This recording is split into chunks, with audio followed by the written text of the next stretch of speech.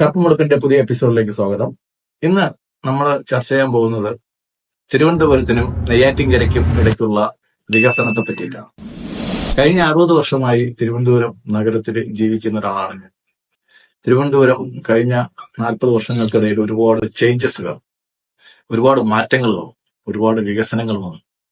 Techno park വന്നു, അതിനനുബന്ധമായിട്ടുള്ള ഒത്തിരി സ്ഥാപനങ്ങൾ, ടെക്നോ പാർക്കുകൾ വന്നു, പിന്നെ ഇൻഫോ പാർക്ക് വരുന്നുണ്ട്. ഒരുപാട് കാര്യങ്ങൾ തിരുവനന്തപുരത്ത് ഡെവലപ്മെന്റ് വരുന്നു. പക്ഷെ ഇതിനൊരു കുഴപ്പം എന്താന്ന് വെച്ച് കഴിഞ്ഞാല് ഇതെല്ലാം കേന്ദ്രീകരിക്കുന്നത് തിരുവനന്തപുരത്തിനും കഴക്കൂട്ടത്തിനും ഇടയ്ക്കാണ്. തിരുവനന്തപുരത്തിനും നെയ്യാറ്റിൻകരയ്ക്കും ഇടയ്ക്ക് കഴിഞ്ഞ 40 വർഷത്തിനിടയ്ക്ക് ഒരു വികസനവും വന്നിട്ടില്ല എന്ന് പറഞ്ഞു കഴിഞ്ഞാൽ നമുക്ക് ആർക്കും നിഷേധിക്കാൻ സാധിക്കത്തില്ല. എന്താ തിരുവനന്തപുരത്തിനും നെയ്യാറ്റിൻകരയ്ക്കും ഇടയ്ക്കുള്ള സ്ഥലത്തിന്റെ കുഴപ്പം എനിക്ക് മനസ്സിലാവുന്നില്ല. എല്ലാ സർക്കാർ ഓഫീസുകളും തിരുവനന്തപുരത്തിനും കഴക്കൂട്ടത്തിനും ഇടയ്ക്കായിരിക്കണം. ടെക്നോ പാർക്ക് തിരുവനന്തപുരത്തിനും കഴക്കൂട്ടത്തിനും ഇടയ്ക്കായിരിക്കണം. കിൻഫ്ര തിരുവനന്തപുരത്തിനും കഴക്കൂട്ടത്തിനും ഇടയ്ക്കായിരിക്കണം. എല്ലാ സ്ഥാപനങ്ങളും, railway station, Kazhakkoottam railway station ഒരുപാട് നവീകരിച്ച് ഒരുപാട് കാര്യങ്ങൾ വന്നു. കൊച്ചുവേളി റെയിൽവേ സ്റ്റേഷൻ വന്നു, അതും ഈ ഭാഗത്താണ് വരുന്നത്. അപ്പോൾ ഞാൻ ഈ വീഡിയോയിലൂടെ എന്റെ പ്രേക്ഷകരുമായിട്ട് സംവദിക്കാൻ ഉദ്ദേശിക്കുന്നത്, ഇനി വികസനം വരേണ്ടത് വന്നു. ഇപ്പൊ നമ്മൾ തിരുവനന്തപുരത്തിനും കഴക്കൂട്ടത്തിനും ഇടയ്ക്ക് വന്ന വികസനത്തെ നമ്മൾ തള്ളി പറയുന്നില്ല, നല്ലതാണ്. പക്ഷേ തിരുവനന്തപുരത്തിനും നെയ്യാറ്റിൻകരയ്ക്കും ഇടയ്ക്കും വികസനം വേണം. അത് നമുക്ക് പറയാനുള്ള അവകാശമുണ്ട്. എങ്ങനെ നമുക്ക് വികസനം നടത്താൻ പറ്റും? വികസനത്തെ പറ്റി പറയുമ്പോൾ കേരളത്തിൽ ആദ്യം പറയുന്ന പേര് സ്ഥലമില്ല. ഇവിടെ എങ്ങനെ സ്ഥലമില്ല, സ്ഥലം ഏറ്റെടുക്കാൻ പറ്റത്തില്ല, സർക്കാരിന്റെ കയ്യിൽ പൈസ ഇല്ല, ഇതൊക്കെയാണ് പറയുന്നത്. സ്വന്തമായിട്ടൊരു തലയും അതിനകത്ത് ശകല ബുദ്ധിയും ഉണ്ടെങ്കിൽ നമുക്ക് വികസനം വളരെ പെട്ടെന്ന് കൊണ്ടുവരാൻ പറ്റുന്നതേ ഉള്ളൂ.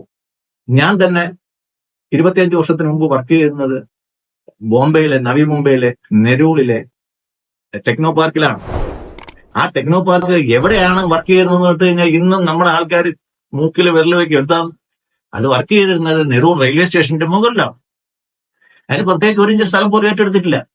റെയിൽവേ സ്റ്റേഷന് വേണ്ടിയില്ല, അതൊരു സബർബൻ സ്റ്റേഷനാണ് നെരൂൾ എന്ന് പറയുന്നത്. നെരൂൾ സബർബൻ സ്റ്റേഷന്റെ മേളിലാണ് ഒരു ടെക്നോ പാർക്ക് കംപ്ലീറ്റ് വന്നിരിക്കുന്നത്.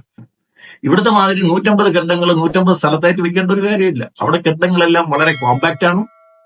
ഇത് 98-ലെ കാര്യമാണ് ഞാൻ പറയുന്നത്. 98-ലെ റെയിൽവേ സ്റ്റേഷന്റെ മുകളിലുള്ള സ്ഥലത്ത് അവർ ടെക്നോ പാർക്ക് ഉണ്ടാക്കാൻ പഠിച്ചു.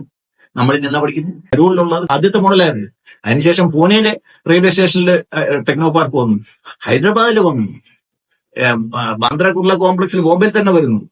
അപ്പൊ നമ്മുടെ റെയിൽവേ സ്റ്റേഷന്റെ മുകളിലുള്ള സ്ഥലം വെറുതെ കിടക്കുകയാണ്. അതിനകത്ത് ഹൈ ടെൻഷൻ വയറുകളും മറ്റു കാര്യങ്ങളും വരുന്നുണ്ട്. അതിന് മേളിൽ പിന്നെ സ്ഥലമുണ്ട്, വളരെ സേഫ് ആയിട്ട് നമുക്ക് ചെയ്യാൻ പറ്റുന്നു. റെയിൽവേ കോറിഡോർ, റെയിൽവേക്ക് വേണ്ടിയിട്ട് ഏറ്റെടുത്തിരിക്കുന്ന പുറമ്പോക്ക് സ്ഥലങ്ങൾ ഏക്കർ കണക്കിന് നടപ്പുണ്ട് തിരുവനന്തപുരത്തിന് നെയ്യാറ്റിൻകരയ്ക്ക് ഇടയ്ക്ക്. ഈ സ്ഥലങ്ങള് ഇപ്പൊ നേമം ടെർമിനൽ വരുന്നുണ്ട്. നേമം ടെർമിനലിന്റെ മുകളിൽ നല്ലൊരു റെയിൽവേ സ്റ്റേഷൻ, ഏകദേശം 40 ഏക്കറോളം സ്ഥലം അവിടെ നമ്മൾ ഗവൺമെന്റ് അക്വയർ ചെയ്തിട്ടുണ്ട് റെയിൽവേ ആയിട്ട്. അപ്പൊ പ്രശ്നം എന്താണെന്ന് വെച്ച് കഴിഞ്ഞാല് റെയിൽവേ ആയിട്ട് ഇത്തരം കാര്യങ്ങൾ ചർച്ച ചെയ്ത് ഈ സ്ഥലം, റെയിൽവേക്ക് ഏറ്റെടുത്ത സ്ഥലം കേരള ഗവൺമെന്റാണ് ഏറ്റെടുത്ത് കൊടുക്കുന്നത്. അപ്പൊ ഇവർക്ക് സ്ഥലത്തെ പറ്റി അറിയത്തില്ലാന്നോ, സ്ഥലം എവിടെയാണെന്നോ ഒന്നും ചോദിക്കേണ്ട കാര്യമില്ല. എല്ലാം കേരള ഗവൺമെന്റിന്റെ എല്ലാ പേപ്പറുകളും ഉണ്ട്. എത്ര സ്ഥലമുണ്ട്, എവിടെയുണ്ട്, ആർക്കുണ്ട്, ഇതെല്ലാം അവിടെ ഉണ്ട്. കെട്ടിടത്തിന്റെ പ്ലാൻ മാത്രം വരയ്ക്കുക, അതിന് താല്പര്യം ക്ഷണിക്കാവുന്ന. ഇപ്പൊ ടെക്നോ പാർക്ക്, നമ്മുടെ തിരുവനന്തപുരം ടെക്നോ പാർക്ക് വളരെ ക്രാംപ്ഡ് ആവുന്നുണ്ടെങ്കിൽ അതിലുള്ള സ്ഥാപനങ്ങൾക്ക് സ്ഥലം അവർക്ക് ഇവിടെ കൊടുക്കാം. ഏറ്റവും നല്ലൊരു മോഡലാണ് തിരുവനന്തപുരത്ത് തമ്പാനൂര് ബസ് സ്റ്റാൻഡിന് മുകളിൽ ഉണ്ടെക്കുന്ന കോംപ്ലക്സ്. ഒരു ടെക്നോ പാർക്കിന് ആവശ്യമുള്ള എല്ലാ സൗകര്യങ്ങളും അവിടെ ഉണ്ട്. അതേപോലെ നമ്മളെ ബസ് സ്റ്റാൻഡിന് മുകളിൽ ചെയ്യുന്ന മാതിരി റെയിൽവേ സ്റ്റേഷന് മുകളിൽ നമുക്ക് നല്ലൊരു ടെക്നോ പാർക്ക് ചെയ്യാന്നുള്ളതേ ഉള്ളൂ. ഇപ്പൊ തിരുവനന്തപുരത്തിന്, അതും പ്രത്യേകിച്ച് വിഴിഞ്ഞം തുറമുഖം കൂടെ വരുമ്പോഴത്തേക്ക് വിഴിഞ്ഞത്തുനിന്ന് മെയിൻ ലൈനുമായിട്ട്, അതായത് തിരുവനന്തപുരം നാഗർകോവിൽ മെയിൻ ലൈനുമായിട്ട് കോൺടാക്ട് ചെയ്യുന്ന ടെർമിനൽ വരുന്നുണ്ട്, റെയിൽവേ ടെർമിനൽ അവിടെ വരുന്നുണ്ട്. നേമൻ ടെർമിനൽ മാത്രമല്ല, ബാലവാരം ടെർമിനലും വരണം. കാര്യം സിഗ്നലിങ്ങിലും മറ്റും വേണ്ടിയിട്ട് അവിടെ ഒരു ടെർമിനൽ വന്നേ പറ്റത്തുള്ളൂ. വിഴിഞ്ഞത്തുനിന്ന് വരുന്ന വണ്ടികൾ മെയിൻ ലൈനിൽ കയറുന്നതിന് മുമ്പേ ടെർമിനൽ വരണം. അവിടെയും സ്ഥലം ഏറ്റെടുക്കേണ്ടി വരും. അല്ലെങ്കിൽ തന്നെ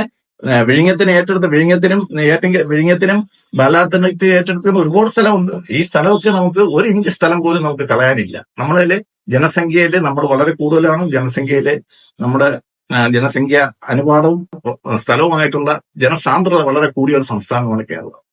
അപ്പം ഒഴിവാക്കാൻ പറ്റുന്ന 1 ഇഞ്ച് സ്ഥലം പോലും നമ്മൾ കയ്യിൽ വെക്കാൻ പാടില്ല. ആ സ്ഥലങ്ങളിൽ പരമാവധി എങ്ങനെ ഉപയോഗിക്കണമെന്ന് നമ്മൾ സാങ്കേതിക വിദഗ്ധരുമായിട്ട് നമുക്ക് സംസാരിക്കണം.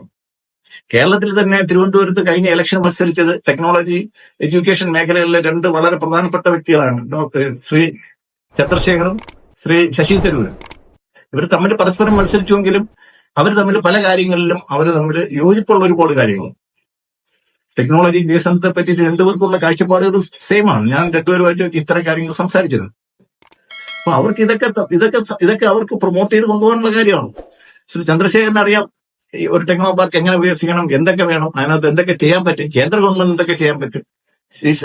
സ്ഥലം ഇന്ത്യ എന്നുള്ള രീതിയിൽ ശശി തരൂരിന് അറിയാം എന്തൊക്കെ ചെയ്യാൻ പറ്റും. പക്ഷെ ഇതൊന്നും ചെയ്യാൻ ആൾക്കാർ അനുവദിക്കുന്നില്ല. മാത്രമല്ല, വികസനം ഒരു പ്രത്യേക സ്ഥലത്തേക്ക്, ഒരു പ്രത്യേക ഏരിയയിലോട്ട് കൊണ്ടുപോകാൻ ചില പ്രത്യേക വിഭാഗങ്ങൾ വളരെ കാലമായിട്ട് മത്സരിക്കുന്നുണ്ട്. ഉദാഹരണത്തിന് നമ്മൾ നോക്കുകയാണെങ്കിൽ ഈ തിരുവനന്തപുരം തൊട്ട് ബാലവരം വരെയുള്ള സ്ഥലം ഏറ്റെടുത്തിട്ട് റോഡ് പണിതിട്ട് വർഷം 4 ആയി. പക്ഷെ ബാലവരത്തിനും കൊടിനടയ്ക്കൂടെയൊക്കെയുള്ള 1 കിലോമീറ്റർ സ്ഥലം അവർക്ക് ഏറ്റെടുക്കാൻ പറ്റുന്നില്ല. അപ്പൊ ഇവിടെ രാഷ്ട്രീയ താല്പര്യങ്ങളാണ് പലപ്പോഴും. മാത്രമല്ല, തിരുവനന്തപുരത്തിന് നെയ്യാറ്റിൻകരയ്ക്ക് ഇടയ്ക്കുള്ളത് 2 മണ്ഡലങ്ങളാണ് വരുന്നത്, പാർലമെന്റ് മണ്ഡലങ്ങൾ. കുറച്ച് തിരുവനന്തപുരം വരുന്നുണ്ട്, കുറച്ച് ആറ്റിങ്ങൽ പാർലമെന്റ് മണ്ഡലം വരുന്നു.